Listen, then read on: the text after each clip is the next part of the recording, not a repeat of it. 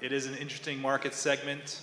I know that last year when we did this event, we kind of designed it to be for people who weren't in esports production, help them understand esports and why it's different from regular sports. This year, I think we're kind of focusing on an event designed for the esports community. So the goal here isn't to, we're not at the 101 level, we're at the, I guess, the 301 level class. So I do want to have everybody briefly discuss your company, and also what do you see as the opportunity around esports as far as the growth in the market segment.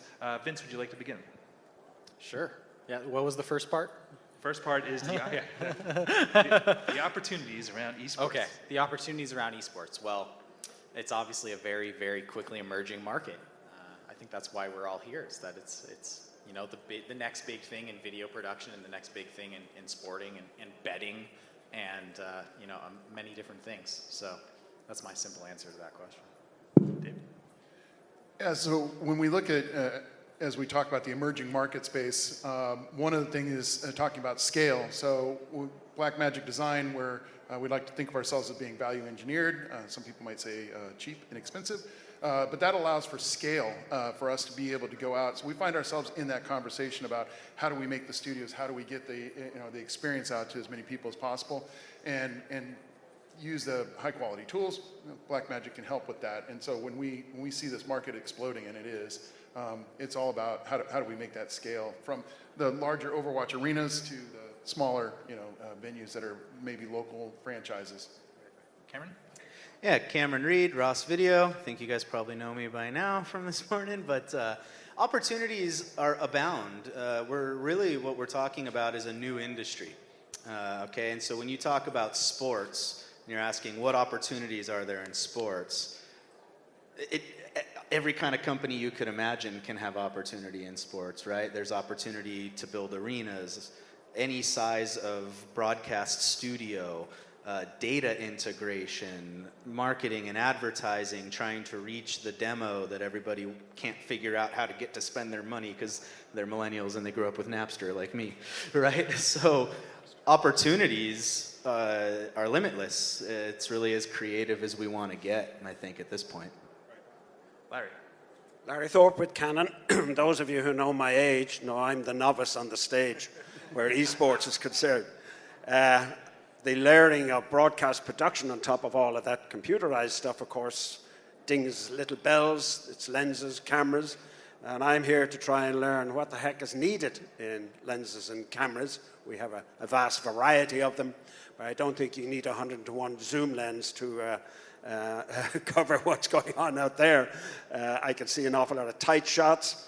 I also see very dark shots of audiences. I see blazing stages with all sorts of lights, and ding-a-lings are going on about HDR and wide color gamuts. All of that sort of stuff we know a great deal about, but what is it we should be mobilizing in those technologies to layer in on the progress of esports? Thanks, Larry. And Jared? Hey, Jared Timmons from Grass Valley. I think this esports revolution that we're seeing from Grass Valley's perspective is one of the most important revolutions that's happened in sports and probably my lifetime.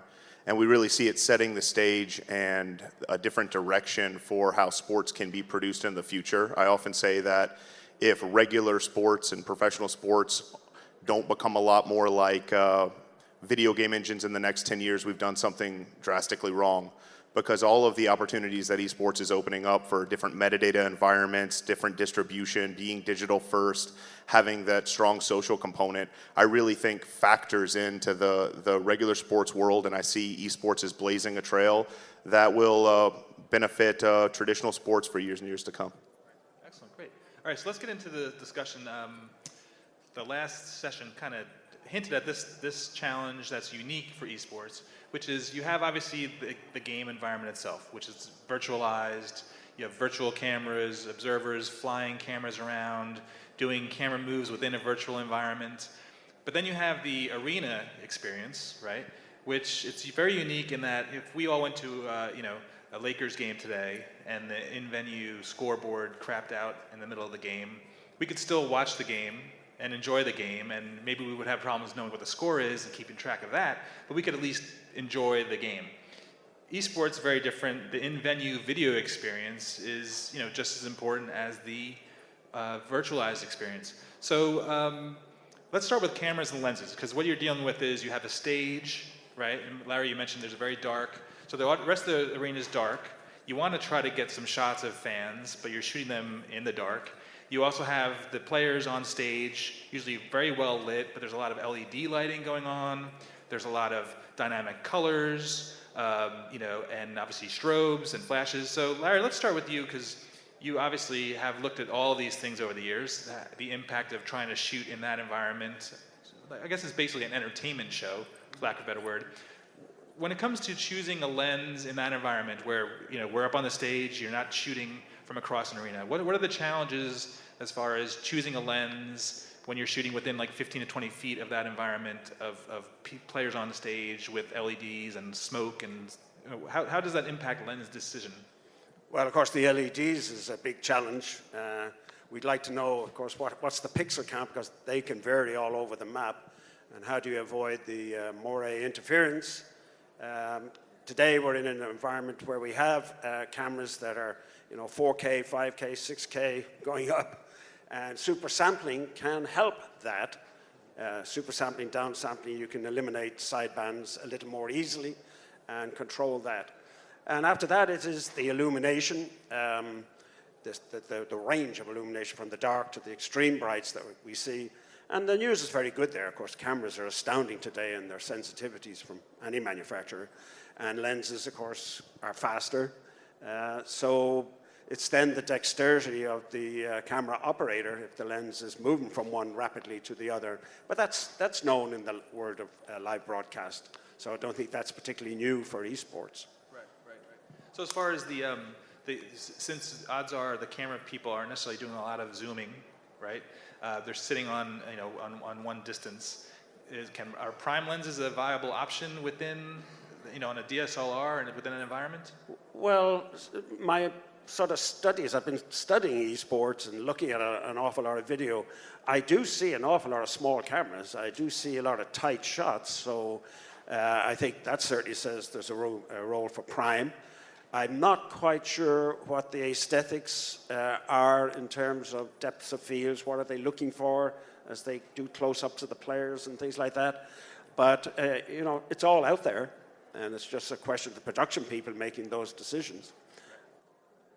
So Jared, do you want to kick in as far as the Grass Valley perspective, as far as what you're seeing for cameras and that side of your business within the esports environment? Yeah, certainly. I think that the prevalence of LED panels at the venue for esports really does present a challenge, and you need to have some specific capabilities to make sure that you're properly exposing those images. But I think one of the things from a production standpoint that we've really tried to work with people on is calibrating all your different kinds of cameras, because you got a lot of broadcast cameras, you got a lot of webcam-based technologies. There's so many different angles that you can choose from, and having a consistent look and feel and making sure that you're combining that imaging together in a way that is cohesive, I think is one of the big challenges that we've been working on. Yeah, if I may, just to kind of piggyback and agree with that, I was directing a show in 2018, the H1Z1 Pro League, and we had 75 Marshall POV cameras.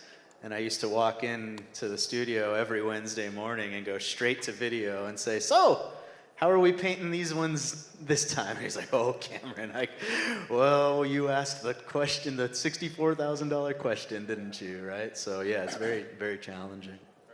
We were actually asked to approach the issue with the LEDs, where the POV camera, the player, was literally 5 feet away from a massive LED wall. And you're looking at it and you're going, wait, that LED is lit for the audience. It's pushing out extreme chrominance, and it's got all sorts of spill, but we want to get the player's face, and they're being lit by the monitor right in front of them. I'm like, this is insane. And so we ended up using one of our cameras, and it had the resolution of and the dynamic range to be able to do that. But that's an environment we'd never even considered being put in. I mean, extreme backlighting. It wasn't just high luminance, it was the chrominance that was insane, and it was changing all the time. It was going from these extreme reds and then to a little a really cool blue, and it was for the audience, that experience, because that's the experience they have to have for the audience.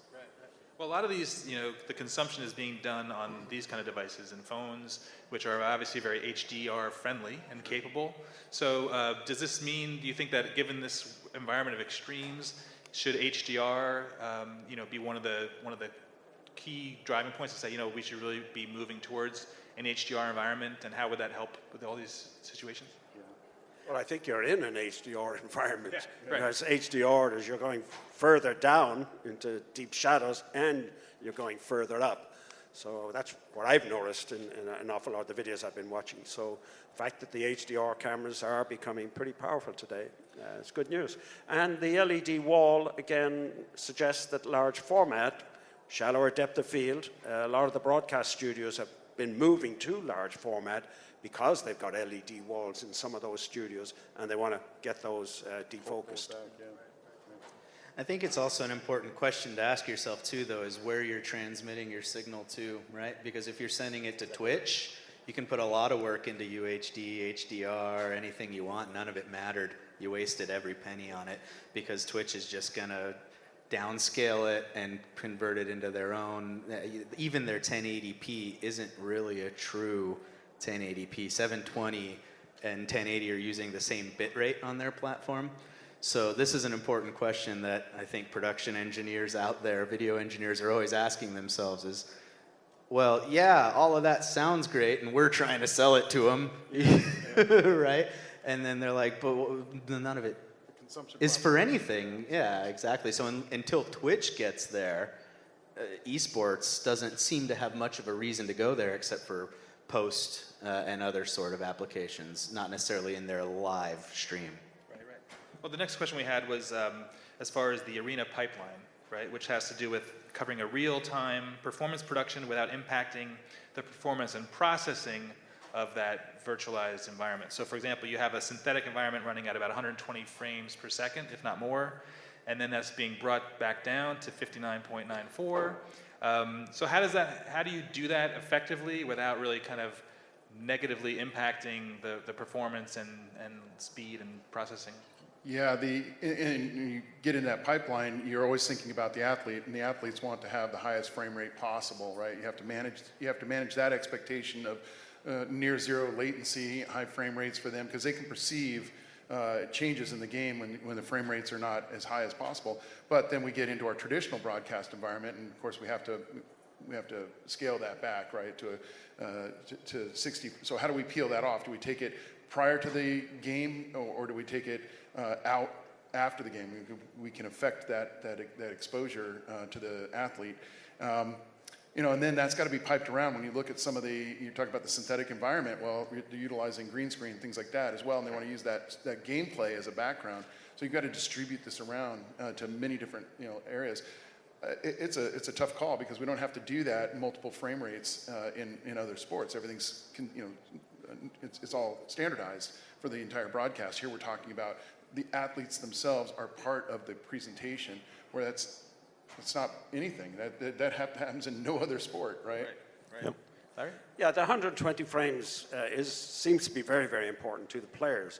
But the down conversion to the 59.94, in my reading, I haven't heard much complaints about that as it's presented to the external audience, but I'd be curious about it. It's where you're pulling it off the engine itself, right? So the gaming environment, being able to pull that off and present it to the athlete, but that they're creating the game. That is the game environment. So we need to pull that from them at the same time we're presenting it to them, and that gets to be difficult without impacting performance. Yeah, I think it's key that you have to keep the paradigm for the players at the highest possible level.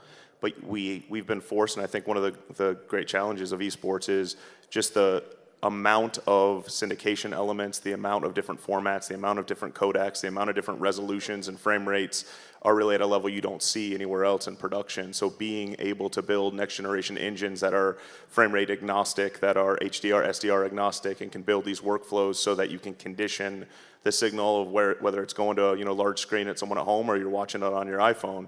All of that stuff needs to be thought through. So the distribution mechanisms and having that agnosticism about formats and capabilities is critical.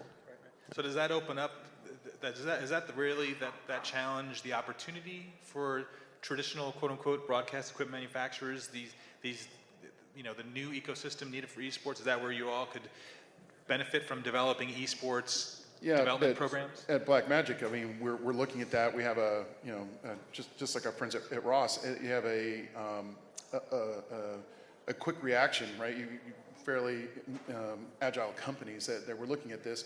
From Blackmagic's perspective, we have this ability to manufacture to that market space, and we're looking at that, right? Specific tools that we said, hey, these are different than your quote-unquote traditional sports, right?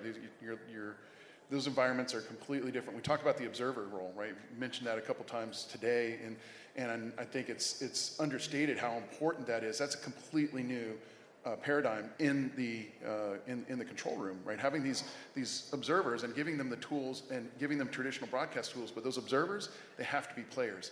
They have to know the game to be able to anticipate and then feed that up to the TD. How do we give them traditional broadcast tools that's irrelevant to who, they don't know anything about this. They don't want to have, concern themselves with replay tools and things like that because they want to focus on the game, but they have to have those tools to be able to present a content, so we have to come up with new tools for them.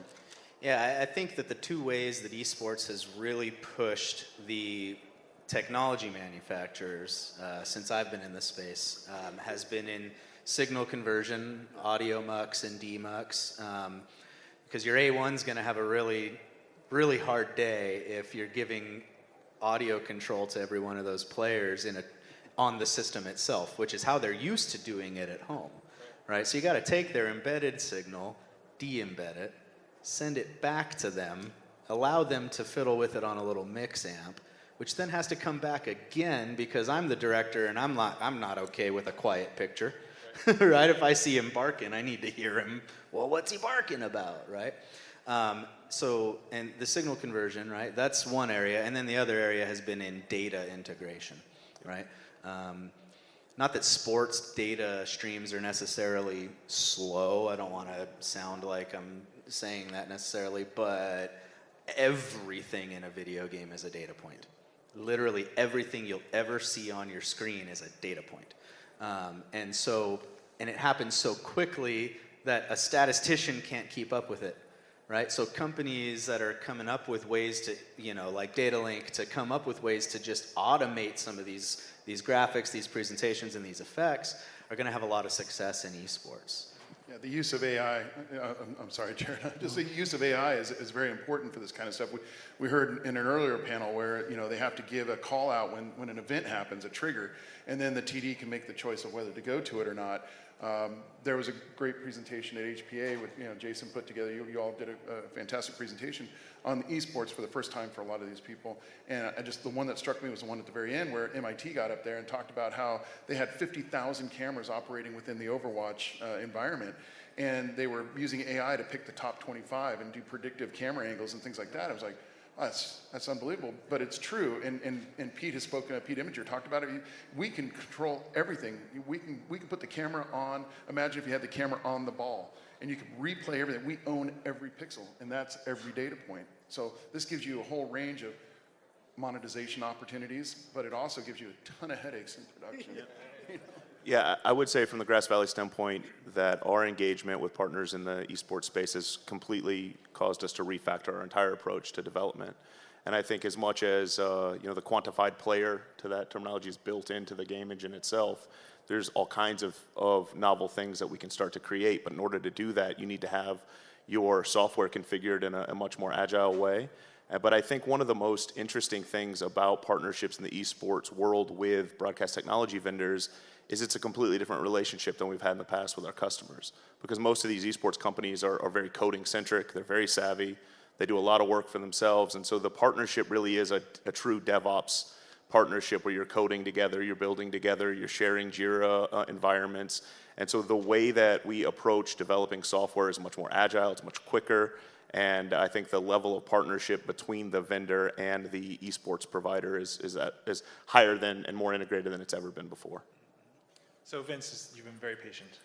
So thank you. When you got up for your comment regarding what you guys are showing and discussing here, you mentioned on-prem cloud-based storage and how that sort of is not a very intuitive concept. It sounds almost counterintuitive. Right. Can you explain? obviously the other companies here are all involved with creating all of this wealth of content. So walk through where your technology kind of sits within that production environment and what exactly, the benefits of on-premises cloud-based. Great question. Yeah. So, unlike most of the guys up here that are more involved in the live production sort of the ecosystem, Swiftstack tends to fall in the post-production or the archive phase of the system. So, once the broadcast is complete, you have all of your video assets. Swiftstack is the on-premises or multi-premises repository where all those assets live for the long term.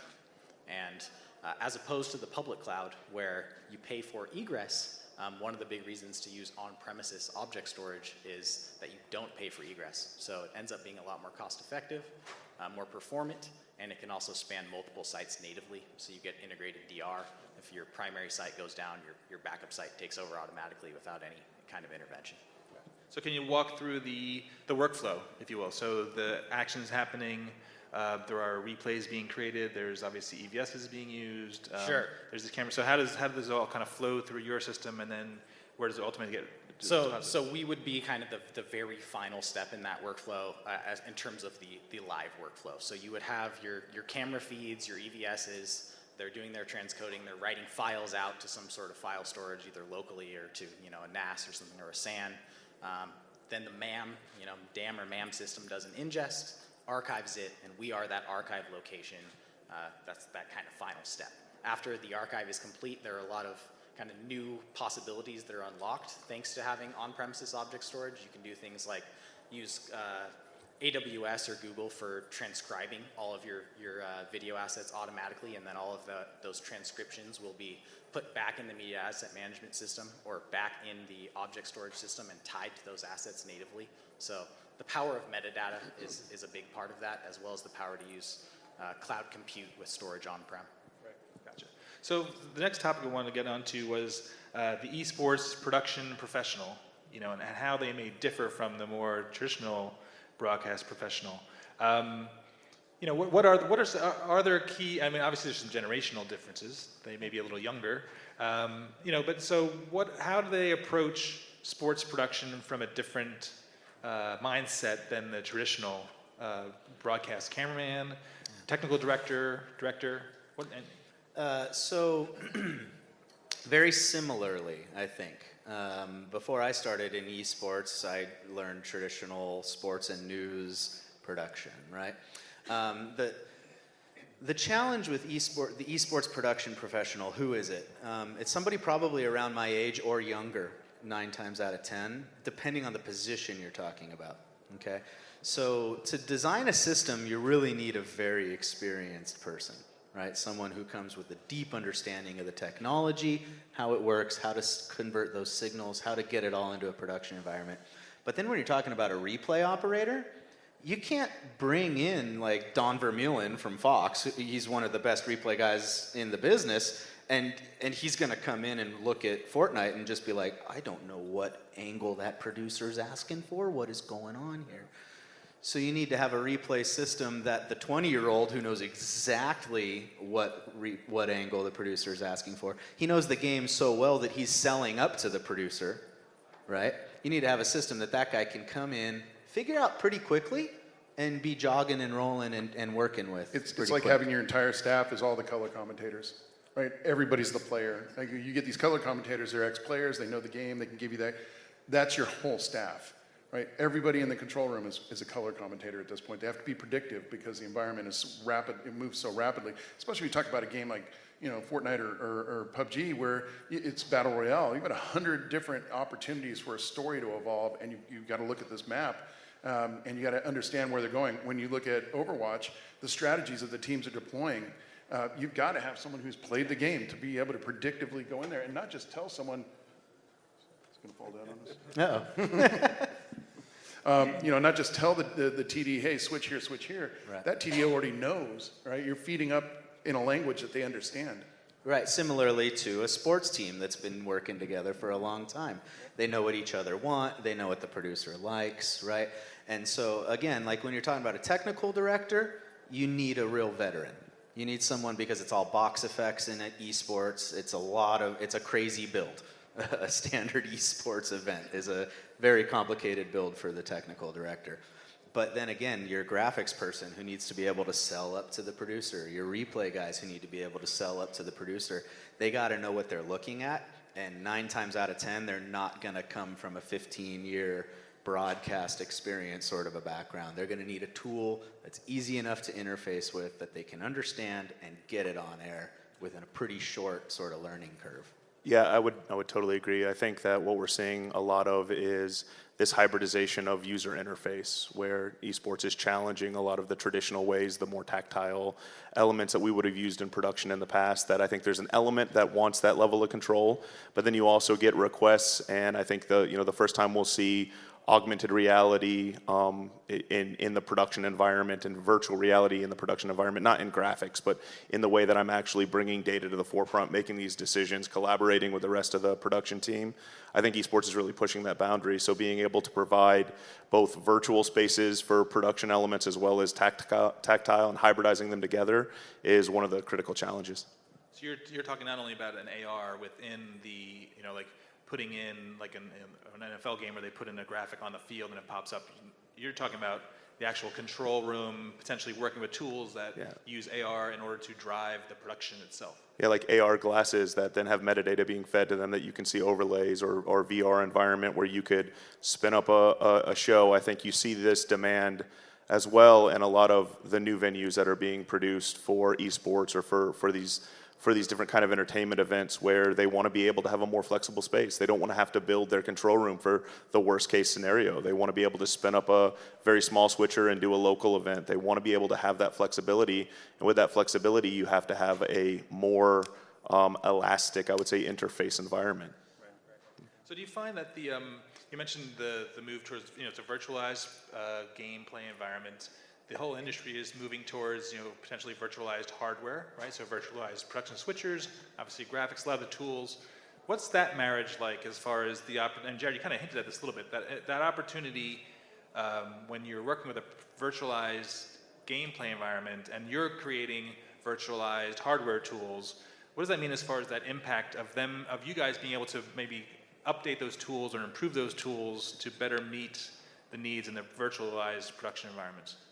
Well, in a hardware world, obviously, the ability to flip a new switcher very quickly is, takes you 18 months, right? The best. It takes 18 months to do something right there. But in a microservices or a containerized world where you can be cloud agnostic or on-premise, and you're building things in microservices, then a small tweak in a DevOps partnership with an esports provider that customizes a data workflow or allows them to have a special feature or functionality is way faster. And so as we start to port more and more technologies into microservices and into the cloud, you start to see really customers driving you with, well, now that I have this tool set, I can do all these different things. I think one of the things in the traditional vendor community is we've been very fit for purpose for the market for some time.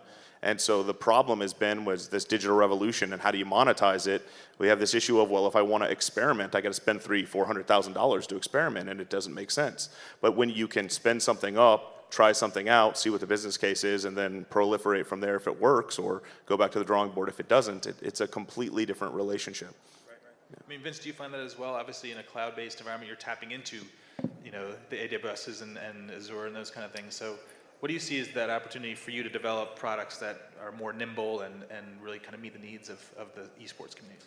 For us, it kind of goes back to a point that Jared made earlier about the esports companies being used to developing software and kind of already having this DevOps mindset for everything that they do, whereas the traditional sports and broadcast companies are stuck. I don't know, stuck's probably not the right word, but they're a little bit different than that. They're more traditional. So it's not that we necessarily take a different approach for the two different markets, because we make general purpose storage that works for everything, as we like to say. It's more that the way that we interact with the teams differs. Right. Well, I think that the interesting thing I think what you're getting at is like very similar to for Larry and I going back 20 to 30 years. The NAB, product design was all about NAB and IBC. You want to have sort of the concept introduced in April at the NAB show, the product delivering at the IBC. But with this, where everyone's headed as far as this virtualized environment on the manufacturing side, the world is changing big time. I mean, I think you're talking about, you're going to have to be rolling out features every other month, like the way you do for an Weekly. app. Yeah, exactly, because they will demand that, and then you can't really kind of sit on those features because you may lose them as a customer because everyone may be doing, everything's on a subscription basis, so they can easily flip off your switcher as opposed to the old days. You buy a switcher, you're committed for 4 to 5 years. Now you could be like, you know what, next week we're going with Sony, and then the week after that back to grass, potentially. So what do you kind of see is that, to follow up on Vince's point, is that where we're headed, where the esports community kind of help drive this monetization? So I think it's a very interesting similarity to what happened to Playout, where you had Playout, which was multi-devices across a workflow. You had a specific graphics device, a Playout device, an automation server. You had your changeover switch, all your monitoring, and with Channel in a Box Playout, you saw that really become more singular. And I think that the point that we're getting back to in these platform-based environments is really a best of breed. You're going to contend on the service that you offer and its availability, and I think it's really good for the customer community. I mean, it's a challenge to the vendor community, but we have to rise up and say that we're going to build the best platforms and we're going to build the best services, and we're going to provide next generation SaaS modeling and different ways of paying for that. And I think the value proposition is a much more integrated value proposition than it's been in the past, but it also gives a lot more choice to the industry than they've had, I would say, for the last 5 years. So the other thing that was discussed earlier on the panel that Jason moderated came up a little bit was the Olympics, and how every esports event is like the Olympics. There's global distribution, right? So when you're talking an Olympics, the big challenge is you have a global audience, you have one production, you have multiple languages. I know that I was talking with the ESL folks when they were in Brooklyn. They have teams in different countries that are doing commentary off tube. Because obviously local languages help and make a big difference. So what do you see as the opportunities around, or the challenge of this multilingual distribution? Does automated production and AI kind of help with these things? What do you kind of all see as the opportunities there in that environment? Well, from our perspective at Blackmagic, we looked at the opportunity because the scale, I spoke about it earlier, where you have to have these multi-rooms and the content's coming down and they're being divided out to all the different distribution channels, but they have to have a similar production capability. So from a financial standpoint, that gets to be burdensome, especially since we haven't completely figured out how to monetize everything about esports. It's being determined as we go. So a huge investment in a control room is probably not going to happen, but it's required from the perspective of the end user to see that. Utilization of what would be considered advanced technology, like our Chroma King or Ultimats, they want to use that because they want to put the commentators in these environments, not just have them sitting in a box with some signage behind them. What you see commentators in traditional sports doing, we want to actually have the game in there, and they're going to be able to commentate on that. So they're demanding these kind of advanced technologies, these high performance technologies, and we've got to figure out a way to give that to them in a way that is cost effective, gives them a good ROI, and I think Blackmagic's come that route. I think when we look at Grass Valley, we look at Ross, the scale of their tools, we don't compete with the high-end switchers because we don't have that kind of throughput, density of inputs and things like that. So we're complementary. We allow them to explore other areas that they might not go into, and that seems to be a good relationship. I think we found ourselves on multiple projects together, which has been good. Yeah, and I think that multi-language keying for graphics is huge, right? Because you're sending a lot of clean feeds out, because you may have one English stream that gets all the press on Twitch and it's got 1 million concurrent viewers and you got 45, 50,000 people in the arena watching. But then when you see those really absurd numbers, right? Like there was 15 million people viewing it, right? 5 million of them were watching in Mandarin. 1 million of them were watching in Farsi. Another 1 million of them were watching in Polish or Russian or all these other languages, right? And so to be able to send your feeds to every single one of them cleanly, to be able to provide graphics to where you're automating some of it on their end even, right? Like these are definitely areas that we're kind of looking at, right? And seeing how can we push ourselves even further from what we're already doing. Right. So Vince, as far as what are the benefits of object-based storage in, for everybody, as far as within this geographically distributed global world, How can they kind of leverage your tools when you're trying to distribute to 55 countries, different languages? Sure. So one of the great aspects about object storage and what makes us different from traditional NAS or SAN-based storage is that it's multi-site by design. So you can write a media asset in New York and immediately read it in LA, or you can write it in LA and immediately read it in Singapore or Seoul. So it's about the architecture and the protocols that support that distributed kind of spreading the data around. Your traditional NAS and SAN, SMB, NFS style protocols don't support geographic kind of distribution. Object storage uses HTTP, which is designed to go out across the internet, very far distances, and that's what allows us to do that. Now, what about disaster recovery as far as tape-based versus object-based also? So that's another big kind of avenue that we're seeing of growth, both in traditional sports and media and esports, is that a lot of people are moving off of LTO or traditional tape-based systems that exist on a single site. They're not typically online. They can be redundant in the form of a copy in somewhere like an Iron Mountain. However, again, that backup is not online. So we're seeing a lot of people move off of your traditional LTO tape systems so that they're always online, they're more redundant, and they're spread across the world so you can take advantage of these new workflows and metadata integrations that aren't possible with tape. Do you have any questions from any audience or any comments, concerns? Nobody? Okay, that's good. All right, I think that we've just I was explained I was it. gonna say, we Everybody either gets did a it, really right? good job, or We have one back here. We have everybody's two. like, lunch. 1 second, over here first. So I heard AR. Where's AI fit into this conversation? The question is, where does AI fit into this conversation as far as production tools? Well, we talked earlier about the predictive nature, right? So there's too much going on for a control room to keep track of at all times, all events happening, especially if you're talking like in a battle royale environment. You've got 100 different opportunities, at least 50, because there'll be one-on-one kind of competition going on, and events will have to be triggered that have to be brought forward to the production team to be able to actively go after that storyline. So you can have a God view of the playing field, and you can get a sense of where people are lining up and look at strategy, but when you get right down to something had to happen, like a device got thrown out, or you can tell, if you're a player, you can tell when someone's lining up for an elimination, and you have to be able to get there. Well, they want to see what is that predictive nature. And I mentioned earlier about the MIT 50,000 cameras. One of those cameras is going to be, hey, we want to know when this guy has someone in a clean sight picture, and they're going to get an elimination. Then, hey, that's going to trigger AI, is going to bring that forward. Go, player 3 is lining up player 7, and player 7's not aware because they can see where player 7's eye line is. Player 3 is going to take them out in a minute. So it predictably tells it, the TD or the production staff, hey, we want to go, that's our story right now, and then be able to go there. I think it's interesting too, AI, we'll see kind of how that continues to develop, right? I think one thing that I'm very interested in is what can we do now before AI, like where AI isn't this ubiquitous technology that's all over the place. What is ubiquitous are the game APIs.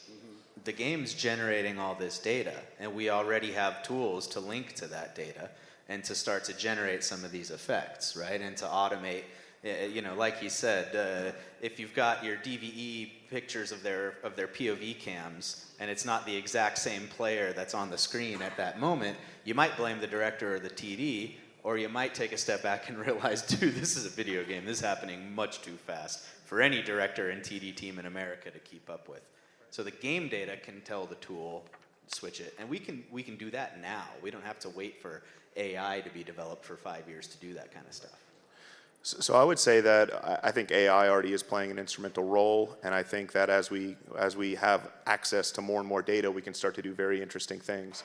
I think the first thing that you'll see inside of these next generation software-based technologies is the ability to do recommendation engines and to help direct the production to potential points of impact that they may want to action off of. And then as we refine those algorithms and the machine learning becomes better, I think you'll start to see more automation and maybe eventually even autonomous production in AI. I think the ability for us to do that inside of Bow to your robot overlord. I mean, it's kind of scary, but I mean, with so much of it being focused, with so much of it being focused on data, I really think that if you look at where the Googles and the Microsofts and the Amazons are, and where other AI engines are already doing applications in sports, I think that it may be sooner than we all expect. Okay, in the back. Very patient. Question, fire away. Hi.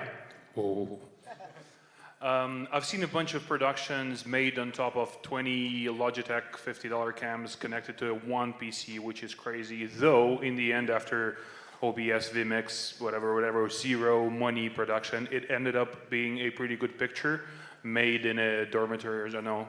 How do you feel about the competition going to amateur hardware production by students being a pretty TV grade by now? And do you feel like brands like Blackmagic, for example, should look into developing this whole area? Thanks. Well, we built our company on those. I mean, that's our customer base right there, is the people operating out of their dorm rooms and doing these kind of things. And so for us, we continue to embrace But you added a bunch of zeros to your pricing, just saying. Yeah. Wait, not as... Okay. Not as many zeros as some of the other people on stage, by the way. Which is fine. But that's Larry has no problem saying that there are some very expensive Canon lenses, right? Proudly. Okay, yeah, sorry. So the question. From my perspective as a director, right, I've worked in some of those workflows, and I hear what you're saying, right? At a certain respect, it's pretty impressive. The challenge that I've always run into when I've been directing or producing is on-the-fly improvisation, which happens, I think anybody who's ever worked in a live truck or control room knows, pretty quickly as soon as you hit the air. Your AD counts down 5, 4, 3, 2, 1, you're on the air, and then the producer takes that rundown and that routine, throws it out the window, and he says, I need a graphic with 3 headshots, and it's got this stat, that stat, and this stat. And that's not a story that you can pre-produce. You don't know that that's going to happen over the 3 hours of the event that you're covering. And so that's where those kind of solutions, in my experience, just working with them, kind of fall behind, right? And you need to be flexible in that regard. I think the one thing that I would say that's exciting is as you move to more software, cloud-enabled production tool sets, the ability for a company like Grass Valley to go down market and to start to democratize the technology, much like editing was democratized, I think is inevitable. And so I think that the structure by which we're building technologies in the future allows greater reach and allows us to service someone who's, in their dorm room starting out all the way up to a championship. Good point. Excellent. Well, we're going to wrap up right there. Thank you so much for all your time. Thanks, everybody.